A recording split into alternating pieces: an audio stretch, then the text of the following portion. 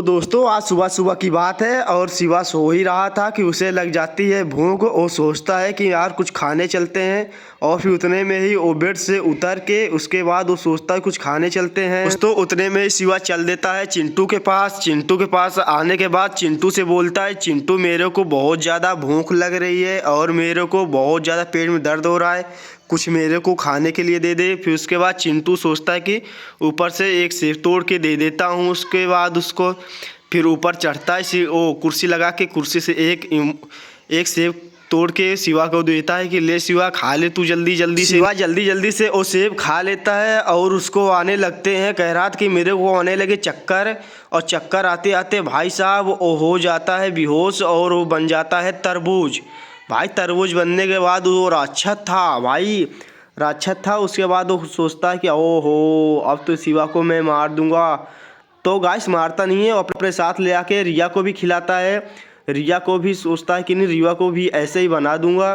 फिर रिया भी उसके बाद वो सोचती है हाँ यार मेरे को भूख लग रही है मैं भी खा लेती हूँ। वो भी उसके बाद खाने के बाद वो भी तरबूज बन जाती है। और ये शिवा नहीं है, ये तो एक राक्षस है, राक्षस। फिर उसके बाद राक्षस फिर उसके बाद ना उसको फिर सोचता है कि अब जा रहा हूँ। फिर उसके बाद हाथ वो धुल के बढ़िया से आऊँगा फ्रेश होके, तो फिर उसके बाद इन दोनों को मैं आराम से बैठकर खाऊंगा। इतने में गायब हो जाता है वो। इससे शिवा को भूख लगती है। फिर उसके बाद आ जाता है रुद्रा के पास। रुद्रा से बोलता है कि मेरे को जल्दी जल्दी से बिस्किट दे दे, मेरे को बहुत ज़्यादा भूख लगी है। तो रुद्रा बोलता है कि मैं सबसे पहले तू मेरे को पैसे दे। फिर उसके बाद शिवा क्या करता है जल्दी से अपने पॉकेट से निकाल के पैसे उसे दे देता है। और उसके बाद सारे बिस्कुट लेके वो भागने की सोचता है और सारे बिस्किट लेके वो भाग जाता है यहाँ से। तो रुद्रा वहाँ में सोच में पड़ जाता है और वो रुद्रा नहीं था, वो राक्षस था। राक्षस सोच रहा है कि नहीं उसके बाद कि नहीं हाँ अगली बार मिलेगा बेटा तो बताऊँगा तेरे को। फिर उसके बाद वो तो चला जाता है शिवा आके यहाँ पे बैठ के आराम से नहीं खड़े होके पूरा बिस्किट खाता है यहाँ पे। सोचता है कि आज तो बहुत मज़े आ गए, पूरे बिस्किट खा गया गाइस से। फिर उसके बाद पूरा बिस्किट खाने के बाद उसके बाद सोचता है कि उसके बाद अब कहाँ चलें। फिर उसके बाद शिवा इतनी देर सोच ही रहा था कि मैं कहाँ चलूँ। फिर उसके बाद उसके दिमाग में आइडिया आता है कि मैं चलता हूँ रिया के पास, कुछ ना कुछ वहाँ पे भी खाने को मिलेंगे ही। और यहाँ पे रिया लेके बैठी थी पार्ले जी बिस्किट और उसके पास कोई कस्टमर नहीं था। उतने में ही शिवा आ जाता है।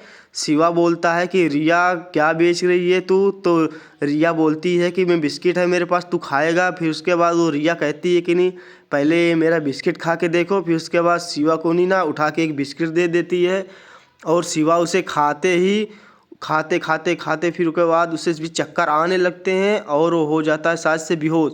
हाँ गाइस तो तरबूज बन चुका है।